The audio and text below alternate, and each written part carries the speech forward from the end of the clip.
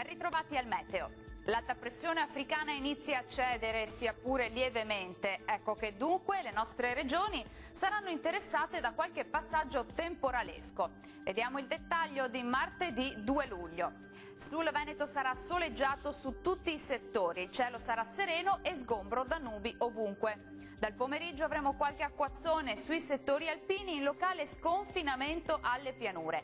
Attenzione perché i fenomeni potrebbero risultare anche intensi e accompagnati da grandine. Temperature minime tra 17 e 24 gradi, valori massimi sempre piuttosto caldi, oscillanti tra i 28 e i 35 gradi. Situazione simile sul Friuli Venezia Giulia, con ampio soleggiamento dappertutto al mattino e con qualche rovescio sui monti e localmente fin verso le pianure a partire dal pomeriggio. Anche in questo caso attenzione a possibili temporali intensi.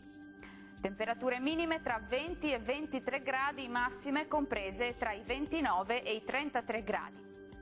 Non cambia di molto la previsione sul Trentino Alto Adige, dove avremo condizioni di tempo stabile e soleggiato al mattino, poi il contrasto termico causato tra correnti d'aria fredda potrebbe causare fenomeni temporaleschi anche violenti e con locali grandinate.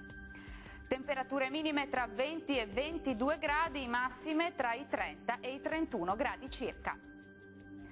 Bene, dal meteo di Antenna 3 per ora è tutto. Arrivederci.